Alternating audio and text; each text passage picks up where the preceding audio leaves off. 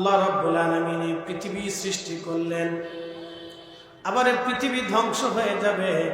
কোরআনে আল্লাহ বলেন বিল আখিরাতি হুম ইউকিনুন।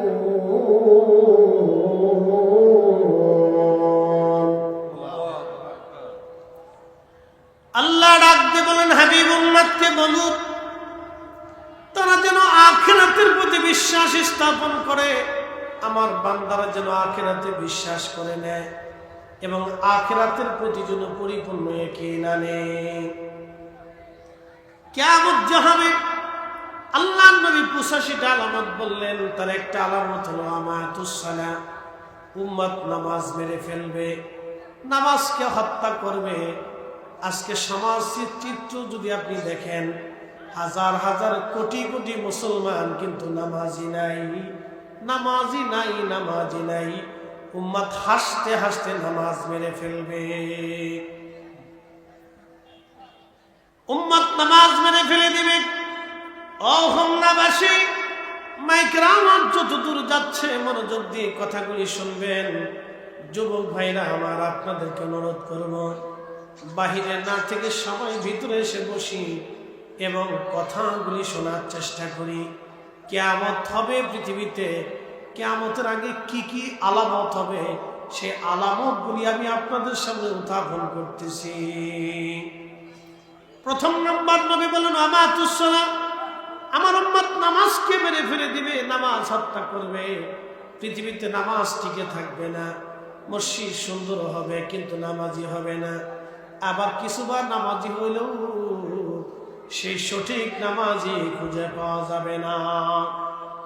আল্লাহ বললেন, ইন্নাস সালাতা তানহা আনিল ফাহশাই ওয়াল মুনকার, নিশ্চয় সালাত, নামাজ মানুষকে খারাপ কাজ থেকে ফিরিয়ে রাখে, নামাজ মানুষকে খারাপ কাজ থেকে ফিরিয়ে রাখে। এই জন্য সালাত, নামাজ প্রতিষ্ঠিত করতে হবে, নামাজকে বাঁচিয়ে রাখতে হবে। কিন্তু রাসূল বললেন, কিয়ামতের জন্য তুমি অপেক্ষা করো, যখন দেখবা উম্মত নামাজ ছেড়ে দিয়েছে, ঘন ঘটা করে নামাজ ছাড়বে, সালাত ছেড়ে দিবে। এ হোমনাবাসী, মনোযোগ দিয়ে শুনবেন। আল্লাহ নবী বললেন, আমার উম্মত নামাজ ছেড়ে দিবে, নামাজ ছেড়ে দিবে।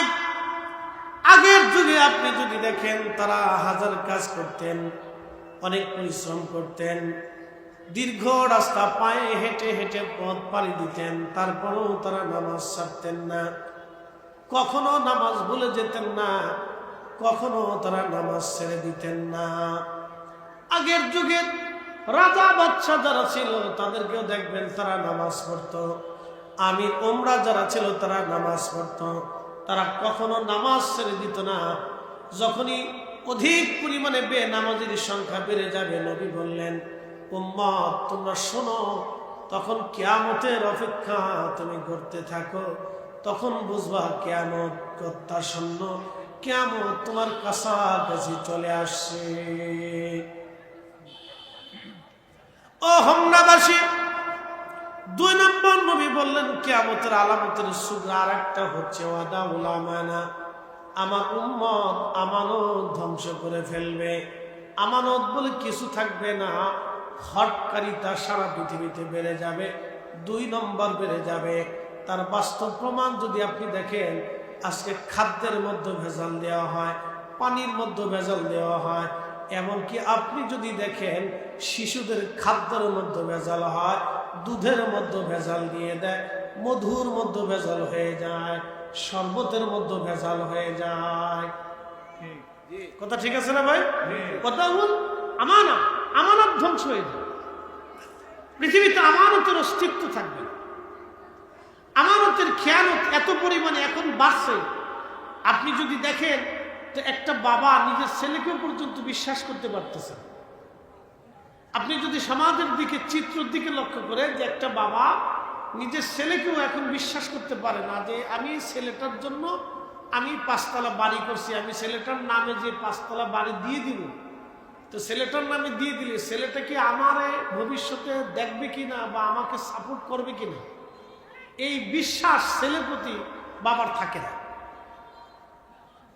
যার কারণে কোনো বাবা তার ছেলের নামে একটা বিল্ডিং, বাড়ি জমি এগুলি দিতে চায় না সহসা। এটা হচ্ছে আমানতের একবারে সর্বশেষ নিম্ন সীমা পর্যন্ত আমরা চলে আসছি। বিশ্বাস উঠে গেছে, আমানত উঠে গেছে। প্রিয় উপস্থিতি, খুব মনোযোগ দিবেন। আমানত পৃথিবী থেকে চলে যাবে।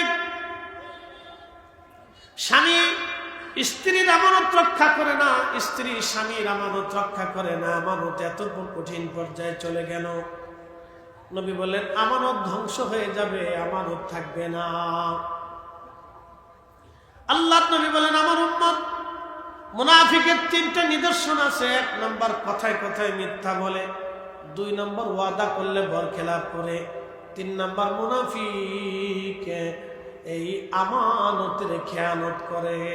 কথায় কথায় মিথ্যা বলে 2 নম্বর আমার উম্মত যারা কথায় কথায় মিথ্যা বলে, এবং 2 নম্বর ওয়াদা করলে বরখেলাপ করে, 3 নম্বর আমানত রাখলে খেয়ানত করে, বুঝবা তারা মুনাফিক।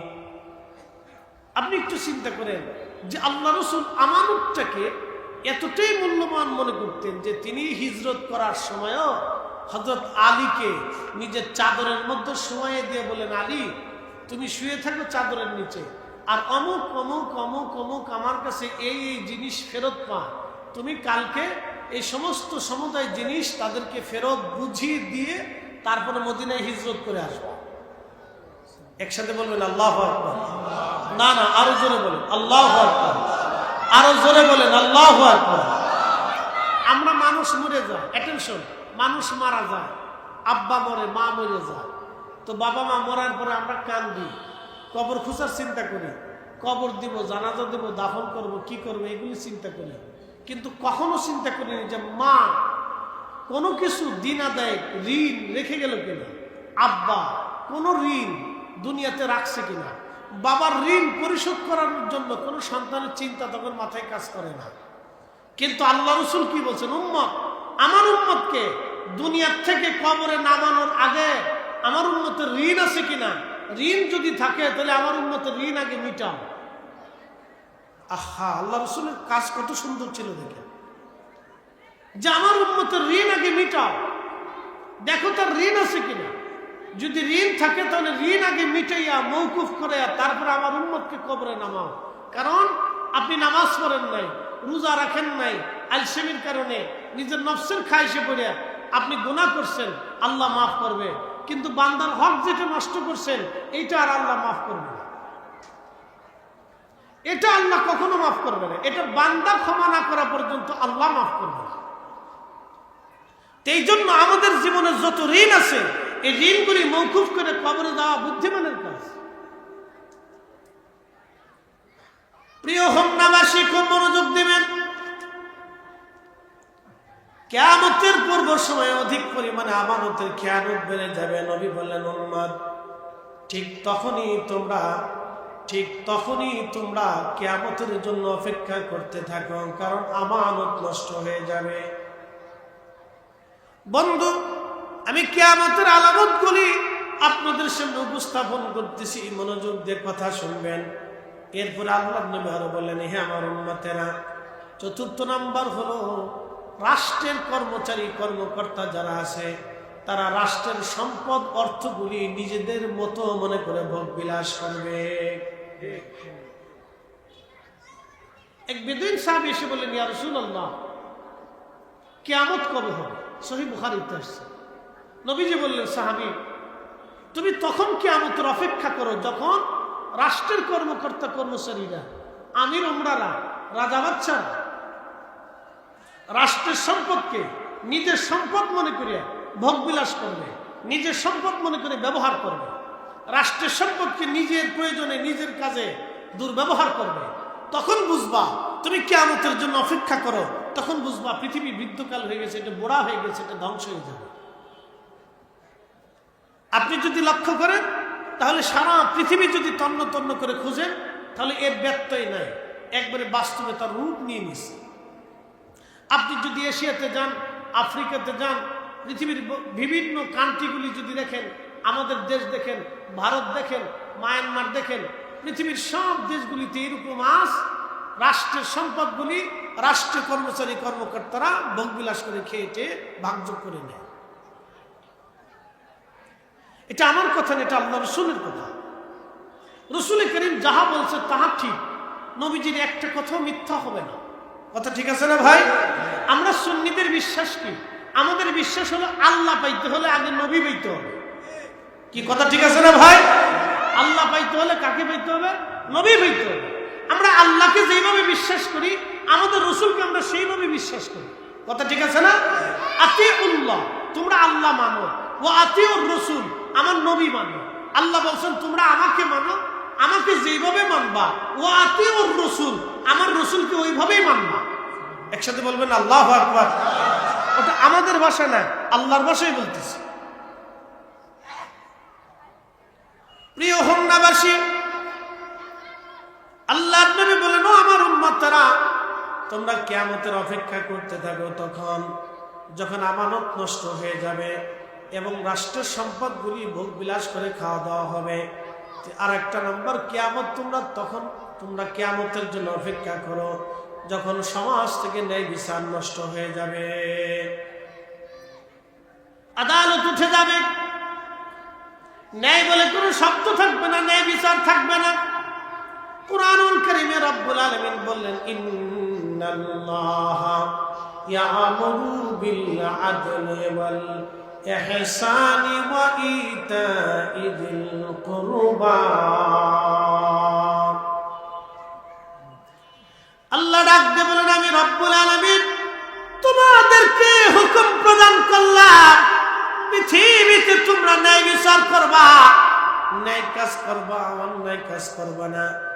যেটা ন্যায় সঙ্গত কাজ সেটা তোমরা করবা। ইন্নাল্লাহা ইয়া'মুরু বিল আদলি ওয়াল ইহসান, তোমরা আদল করবা, ন্যায় করবা, ন্যায় করবা, অন্যায় করবা না। সাহাবীরা এক মহিলাকে ধরে নিয়ে আসছে। প্রিয় নবী বললেন, সাহাবীরা এই মহিলাকে তোমরা কেন ধরে নিয়ে আসছো? সাহাবীরা বলেন, ইয়া রাসূলুল্লাহ, সে হাতে নাতে চুরি করতে যে হাতে নাতে ধরা পড়েছে, এই জন্যই মহিলাকে ধরে নিয়ে আসছি।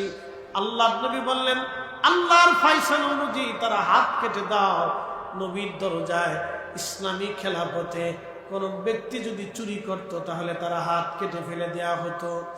আল্লাহ নবী বললেন, সে যেহেতু চুরি করছে তাহলে তারা হাত কেটে ফেলে দাও। সাহাবীরা বললেন, ইয়া রাসূলুল্লাহ, সে সম্ভ্রান্ত পরিবারের নারী, সে সম্ভ্রান্ত পরিবারের লোক, হুজুর তার হাত কেটে ফেলে দেওয়া কি মওকুফ করে দেওয়া যায় না? আল্লাহ নবী জালালি হয়ে গেলেন। জালালি হয়ে নবী বললেন, এ সাহাবীরা, পূর্ব জামানার উম্মতগুলি ধ্বংস হয়েছে পৃথিবীতে অন্যায় বিচার করার কারণে, স্বজন প্রীতি করার কারণে, অন্যায় করার কারণে, অন্যায়কে সমর্থন করার কারণে। এবার সাহাবীরা, আল্লাহ তাদের উপরে পাথর নিক্ষেপ করেছে, ভূমিধস দিয়েছে, ভূমিকম্প দিয়েছে, আল্লাহ তাদেরকে ধ্বংস করে দিয়েছে। অনাবৃষ্টি দিয়ে, খরা সাইক্লোন দিয়ে, দুর্ভিক্ষ দিয়ে আমার আল্লাহ তাদেরকে ধ্বংস করে দিয়েছে, শুধুমাত্র কারণ তারা পৃথিবীতে অন্যায় বিচার করত, ন্যায় বিচার করত না। সেই জন্যে সাহাবীরা, আমার ফাতেমা যদি চুরি করত, আমি নবী নিজে হাতে আমার ফাতেমার হাত কেটে দিতাম। তোমরা তার হাত কেটে দাও, যেহেতু সে চুরি করেছে, অতএব আল্লাহর বিধান অনুযায়ী তারা হাত কেটে দাও। কোনো ধনী দরিদ্র হবে না, ইসলামের আইনে কোনো ধনী দরিদ্রের তফাৎ হবে না, কোনো বৈষম্য হবে না, সবার জন্যই সমান। একবার জোরে বলা জোরে আল্লাহু আকবার। তেলের গাড়ি তেলে চলে, হাওয়ার গাড়ি হাওয়ার রে, বিনা তেলে চালাই গাড়ি নবী সুলাইমান। আমরা সেই মুসলমান।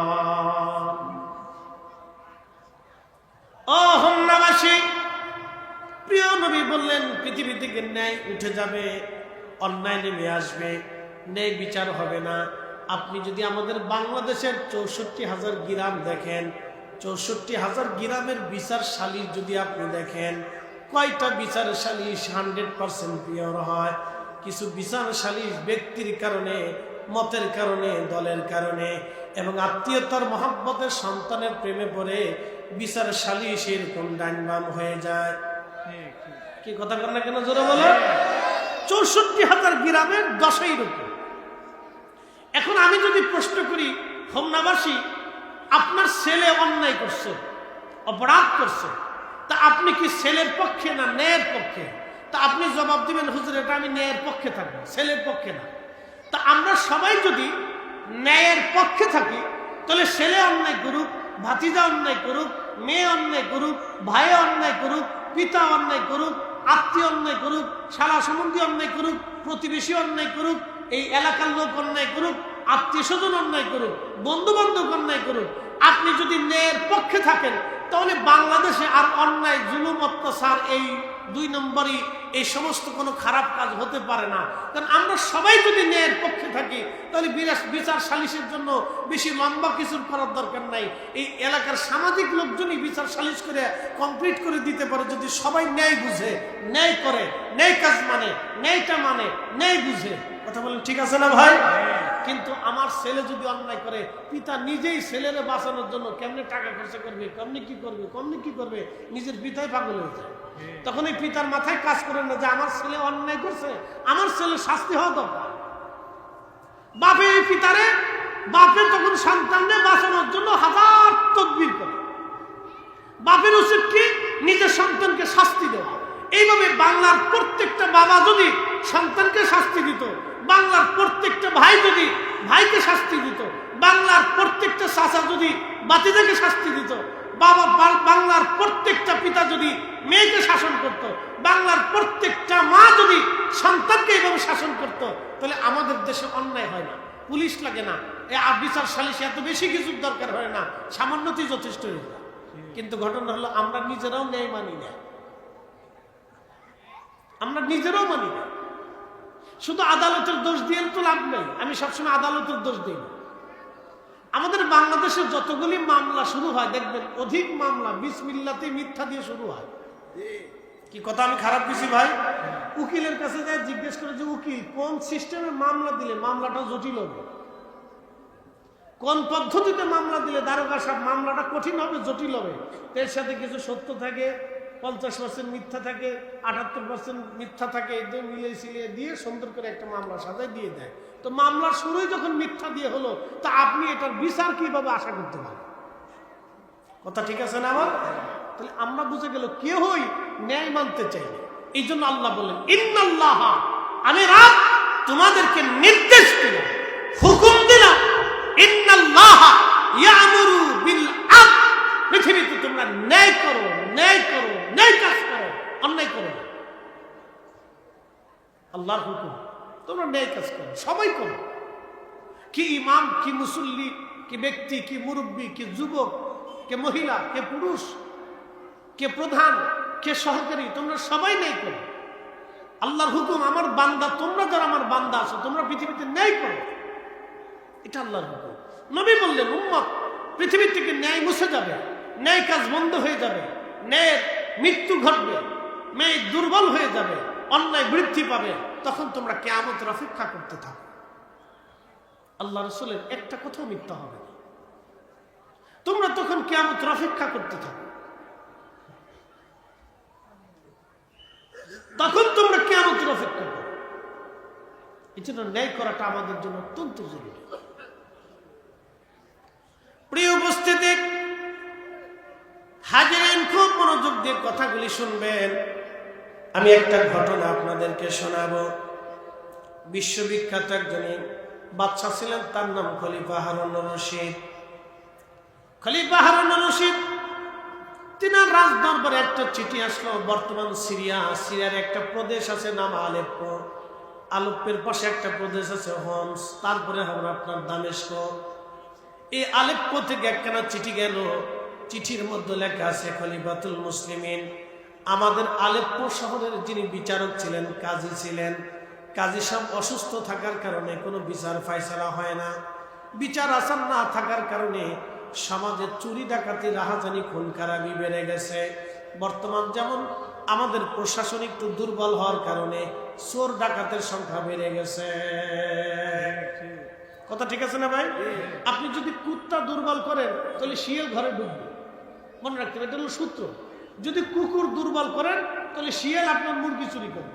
আর যদি কুকুরকে আপনি মজবুত করেন, পাহারাদার মজবুত করেন, তাহলে শিয়াল আপনার মুরগি সহসে চুরি করতে পারবে না। এই জন্য কুকুরকে খাবার খাওয়াই তাকে শক্তিশালী রাখতে হয়, তাকে আদর যত্ন করতে হয়। বুঝতে পারছেন? আমাদের দেশের সেনাবাহিনীর যদি আপনি অর্থ না দেন তাহলে সে যুদ্ধ করবে না। সেনাবাহিনীকে অর্থ দিতে হবে এবং তার পিছনে খরচ করতে হবে, তাকে তৈরি করতে হবে, তাকে দেশপ্রেমিক বানাইতে হবে, তখন সে নিজের জীবনকে বাজি রেখে দেশের জন্য লড়াই করবে। তো প্রশাসন যদি দুর্বল হয়ে যায় তখন এই চুরি ডাকাতি রাহাজানি খুন খারাপি দিন দিন বাড়তে থাকে। এই জন্য প্রশাসনকে তার স্থানে তাকে মজবুত রাখতে হবে।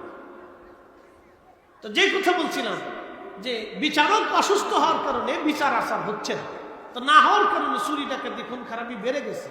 তা আপনি দ্রুত গতিতে আমাদের আলেপ্পোতে একজন বিচারক নিয়োগ করেন। তো খলিফা চিঠির উত্তরে লিখলেন যে আগামী এক সপ্তাহের ভিতরে নতুন বিচারক আলেপ্পোতে উপস্থিত হবে।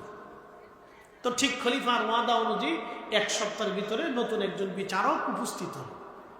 তো ফজরের নামাজ পড়ে বিচারক বসে গেছে। তো আগে যারা বিচার করতেন তারা হলো সমাজের বড় বড় আলেম যারা ছিল, তারা বিচার করতেন। আগের যারা বড় বড় বিচারক ছিল, কাজীউল কুজাত। কাজীউল কুজাত মানে ওই খেলাফতের যিনি সবচেয়ে বড় বিচারক, বিচারপতি, তাকে কাজীউল কুজাত বলা হতো। ওই রাষ্ট্রের যিনি, ধরেন মুসলিম মিল্লাহ, উসমানীয় খেলাফত, তো উসমানী খেলাফতের যিনি সবচেয়ে বড় বিচারক উসমানী খেলাফতে, তাকে বলতো শাইখুল ইসলাম। তিনি সবচেয়ে বড় আলেম ছিলেন। যেমন আব্বাসীয় সাম্রাজ্য, তো আব্বাসীয় সাম্রাজ্যের যিনি প্রধান বিচারপতি তাকে কাজীউল কুজাত বলা হতো। তিনি ওই আব্বাসী সাম্রাজ্যের মুসলিম মিল্লাতের সবচেয়ে বড় আলেম ছিলেন। আচ্ছা বলেন তো, বাংলাদেশের সবচেয়ে বড় বুজুর্গ আলেম দিয়ে যদি বিচার করানো হয়, সে কি বিচার ডাইন বাম করবে? হ্যাঁ, সে ইজ্জতের টানে হলেও বিচার ডাইন বাম করবে না। সে চিন্তা করবে আমি যদি বিচার 2 নম্বর করি তাহলে আলেম সমাজের মাথা নষ্ট হবে। কথা ঠিক আছে না ভাই?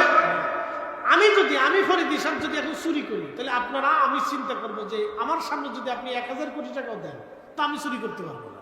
বলে কেন? আমার লোভ আসতে পারে যে হ্যাঁ 1000 কোটি টাকা, তো টাকা তো কম না, চুরি করে নিয়ে যায়। তো আমার তখন চিন্তা আসবে যে আমি যদি চুরি করি তাহলে এই বাংলাদেশের 100 বক্তার ভিতরে আমি একটা বক্তা, বাংলাদেশের 100 জন যুবক বক্তা, তরুণ বক্তাদের ভিতরে আমি একজন বক্তা। তো আমি যদি চুরি করি তাহলে সারা বাংলাদেশের মানুষ বলবে যে আলেমরা চুরি করে। কথা ঠিক আছে না ভাই? তো আমি এলেমের দিকে চিন্তা করে হলো আমার কষ্ট হয়ে যাক, জীবন চলে যাক, তারপর আমি এই কাজ করব। এটা যারা আলেম তারাই চিন্তা করে যে না, আমার দ্বারা এটা হতে পারে না। তো বড় বড় আলেম ওলামারা যখন বিচার করতেন তখন তাদের বিচার ছিল নেই বিচার। তারা বিচারকে ডান বাম করতেন না, আল্লাহর ভয়ে, আল্লাহকে তারা ভয় পাইতেন।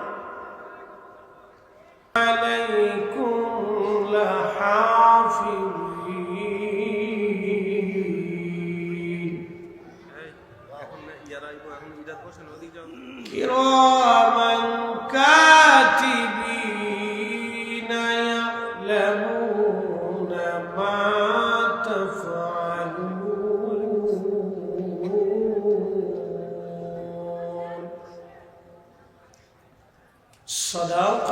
সাদাকাল্লাহুল মাওলানাল আযীম ওয়া সাদাকা রাসূলুহুন নাবিয়্যুল হাবিবুল কারীম ফি শান হাবিবিহি ওয়া মাহবুবিহি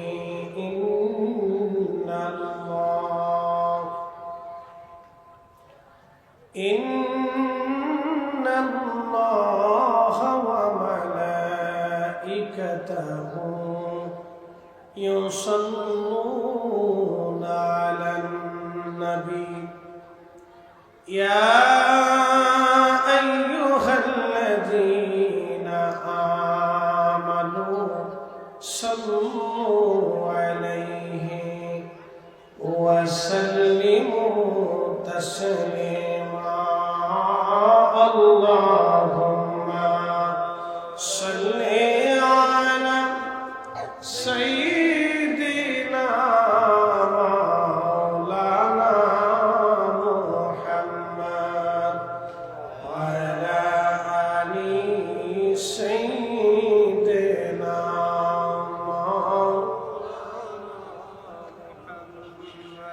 নবীর ইশকে জানো দিল ভাই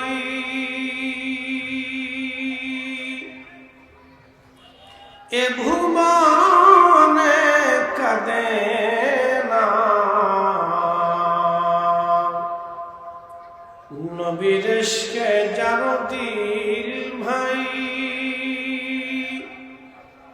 এ ভুবনে কাঁদে না রোজ হাসরে ভাইজান তারা নবীজির দেখা পাবে না আল্লাহুম্মা সাল্লি আলা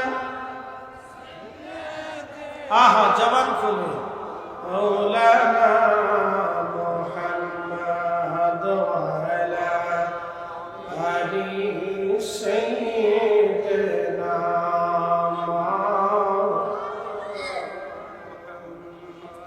বাড়ি বাড়ি করর এমন এ বাড়ি ঘর তোমার না যে বাড়িতে শুইবারে মন কবর তাহার ঠিকানা আল্লাহুম্মা সাল্লি আলা মাশাআল্লাহ মাওলানা মুহাম্মদ ওয়া আলা আলি সাইয়্যিদিনা মাওলানা একটু জবান খুলে জিকির করে লা ইলাহা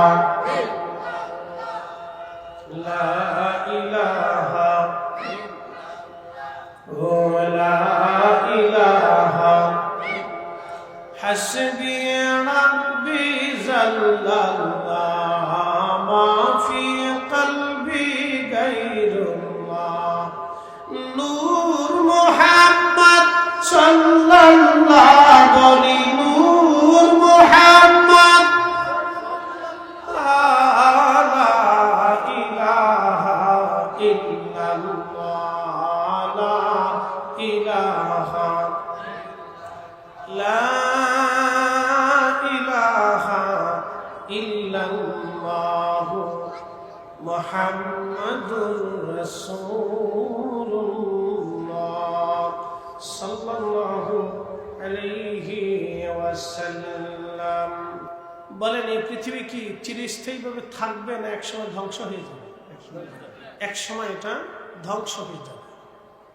পৃথিবী থাকবে না, আকাশও থাকবে না, ভূমণ্ডল আর নভমণ্ডল যাহা কিছু আছে অবশ্যই আল্লাহ এগুলিকে ধ্বংস করে দিবে, কিছুই থাকবে না, সব নিঃশেষ হয়ে যাবে। কুল্লু মান আলাইহা ফান, কোরআনে রব্বুল আলামিন বলতেছেন কুল্লু মান আলাইহা ফান, সব কিছু নিঃশেষ হবে, ধ্বংস হয়ে যাবে, কিছুই থাকবে না। ওয়ায়াবকা ওয়াজহু রাব্বিকা যুল জালালি ওয়াল ইকরাম, থাকবে কে? শুধু আল্লাহ। আল্লাহ ছাড়া একসময় কিছু ছিল না এবং এমন একটা সময় আসবে আল্লাহ ছাড়া ওই মুহূর্তে আর কিছু থাকবে না। আল্লাহ সব কিছুকে ধ্বংস করে দিবে। এখন প্রশ্ন হলো, ধ্বংসই যেহেতু করবে তাহলে সাজাইলো কেন? প্রশ্ন আছে না যে ধ্বংসই যেহেতু করবে কেন সাজাইবে? আজকের মাহফিল আপনাদের জনাব শফিকুল ইসলাম সবু সাহেব, আমার অত্যন্ত প্রিয়ভাজন ব্যক্তি, খুব মহিব্বিন মানুষ। তো তিনি কাউন্সিলর মহোদয়, তিনি মাহফিল করছেন। তো এই মাহফিল কি সারা বছর থাকবে? উনি সাজাইছেন। কেন সাজাইছেন? সাজানোর পিছনে উদ্দেশ্য আল্লাহকে খুশি করা, আল্লাহকে সন্তুষ্ট করা। তো আল্লাহকে সন্তুষ্ট করার উদ্দেশ্যে তিনি বাগান সাজাইলেন। যেহেতু আল্লাহকে সন্তুষ্ট করার উদ্দেশ্যে সাজিয়েছেন, অতএব এটা স্থায়ী হবে না। এটা সুন্দর করে, খুবই মনোরম করে দেখেন, চমৎকার করে ঝাড়ের বাতি দিয়ে এই প্যান্ডেলিং করে, প্যান্ডেলের সাথে আবার একবারে নিজের বাসা রুমের মতো সুন্দর করে সাজিয়ে এটা যে চমৎকার করে উনি সাজিয়েছেন। অর্থাৎ সাজানোতে উনি ত্রুটি করেন না, আয়োজনের কোনো ত্রুটি উনি রাখেন না। ওনার মনের ইচ্ছা মোতাবেক, পছন্দ মোতাবেক উনি এই প্রোগ্রামটা সাজিয়েছেন। কেন? আল্লাহ এবং তার রসুলকে খুশি করার জন্য। তো যেহেতু সাজাইছেন, সেহেতু ওনাকে ভাঙতে হবে, এটা চিরস্থায়ীভাবে থাকবে না। এখন প্রশ্ন, কেন সাজাইলেন? আল্লাহকে খুশি করার জন্য। আর আল্লাহ ওনাকে সাজানোর তৌফিক কেন দিলেন? দিলেন এই জন্য যে এই মাহফিলের ভিতরে কে বসবে, কে আসবে, কে আসবে না, এটা পরীক্ষা করার জন্য। তো কে আসবে, কে আসবে না, এটা একটা পরীক্ষা। তো আমরা দূরে না থাকি, ভিতরে এসে বসি। তো মনোযোগ দেন যে আল্লাহর এই পৃথিবী একদিন নিঃশেষ হবে, ধ্বংস হয়ে যাবে। এখন প্রশ্ন, তিনি সাজাইলেন কেন পৃথিবী, আবার ধ্বংসই বা কেন করবে? আল্লাহ তার উত্তর দিয়ে দিয়েছেন এইভাবে, আল্লাযী খালাকাল মাউত, হে মানব জাতি, হে সৃষ্টি, আমি রব্বুল আলামিন তোমাদের জন্য মৃত্যু সৃষ্টি করেছি, ওয়াল হায়াত, এবং তোমাদের জন্য জীবন সৃষ্টি করেছি। এই জীবনে জিন্দেগি আল্লাহর সৃষ্টি, আবার এটা ধ্বংস হবে, আমাদের ক্ষয় হবে, আমরা মারা যাব, এটাও আল্লাহর সৃষ্টি। কেন? রব্বুল আলামিন কোরআনে বলতেছেন, লিয়াবলুয়াকুম, আমি তোমাদেরকে পরীক্ষা করব, তোমাদেরকে পৃথিবীতে পাঠিয়েছি পরীক্ষা করার জন্য। আপনার পুরো জিন্দেগিটা একটা পরীক্ষা, আপনি প্রতিনিয়ত পরীক্ষা দিতে হয়। মাস্টার্সের একটা সার্টিফিকেটের জন্য আপনাকে কত বছর পরীক্ষা দিতে হয়েছে, বছরের ক্লাসে ক্লাসে, হেঁটে হেঁটে, রাস্তাঘাটে, গাড়িতে। গাড়ি যদি না পাইছেন তো হেঁটেই চলে গেছে, তা নয় ট্রাকের ছাদে, বাসের ছাদে উঠছেন, আর না হয় ঝুলে ঝুলে গেছে, আর নয় অটোতে, না হলে ভ্যানে, রিক্সাতে, সিএনজি, যেভাবেই হোক আপনি পরীক্ষার হলে উপস্থিত হয়েছেন। কেন? আপনাকে একটা সার্টিফিকেট নিতেই হবে। তো দুনিয়ার একটা সার্টিফিকেটের জন্য যদি আপনাকে এত পরিশ্রম করতে হয়, তাহলে বলুন তো আখিরাতের জন্য আপনাকে কি পরিমাণ পরিশ্রম করার দরকার? হাসরের ময়দানের জন্য তাহলে আপনাকে কি পরিশ্রম করাই না দরকার? প্রিয় উপস্থিতি, খুব মনোযোগ দিয়ে, আল্লাহ পৃথিবী ধ্বংস করে দিবেন, এটা থাকবে না। তবে একটা কথা মনে রাখবেন, আমরা এখন পৃথিবীর বৃদ্ধকালে উপস্থিত হয়েছি। দুনিয়া বুড়া হয়ে গেছে, দুনিয়া বৃদ্ধ হয়ে গেছে, এটা ভেঙে চুরে যাবে, পৃথিবী বেশি দিন টিকবে না। বলে, হুজুর কোন সূত্রে? আল্লাহ নবী 1450 বছর আগে বলেছেন, উম্মত, পৃথিবী ধ্বংস হবে, ধ্বংস হওয়ার আগে আলামত প্রকাশিত হবে। আলামত হবে দুই ধরনের, একটা হচ্ছে আলামতে কুবরা, আর একটা হচ্ছে আলামতে সুগরা। আলামতে কুবরা, আলামতে সুগরা। আলামতে কুবরা হবে 60টা প্লাস, হতে পারে 2-1টা বেশি। আলামতে কুবরা হবে 60টা প্লাস 2-1টা বেশি হতে পারে। আর আলামতে সুগরা হচ্ছে 75টা, কোনো কোনো হাদিসের ভাষ্য মোতাবেক 85টা, সামান্য সামথিং 2-1টা বেশি হতে পারে। এই 85টা বা 90টা আলামত পৃথিবীতে প্রকাশ হলে আল্লাহ নবী বললেন, তাহলে তুমি কিয়ামতের অপেক্ষা করো, আলামতে কুবরার অপেক্ষা করো। আর আলামতে কুবরা যদি একবার এসেই যায়, তাহলে তুমি কিয়ামতের জন্য প্রস্তুতি নাও। পৃথিবী ধ্বংস হবে, এতে কি কোনো সন্দেহ আছে? হাসরের ময়দান কায়েম হবে, তাতে কি কোনো সন্দেহ আছে?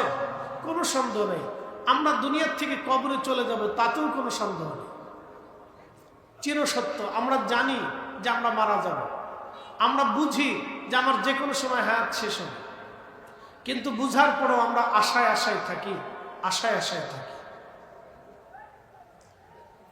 তো আল্লাহ কেন দুনিয়া বানাইলেন, কেন ধ্বংস করলেন? বানাইলেন পরীক্ষা করার জন্য। কি পরীক্ষা করবেন? আল্লাহ বলেন আইয়ুকুম আহসানু আমালা, উত্তম আমল, সুন্দর আমল তোমরা কে করো, আমি সেটা দেখার জন্য তোমাদেরকে পৃথিবীতে পাঠিয়েছি। উত্তম আমল, সুন্দর আমল, উত্তম আমল, সুন্দর আমল, উত্তম কাজ, সুন্দর কাজ, চমৎকার কাজ, ভালো কাজ পৃথিবীতে কে করো, আমি সেটা দেখার জন্য তোমাকে পৃথিবীতে সৃষ্টি করে হায়াত জীবন দিয়ে তোমাকে পাঠিয়েছি।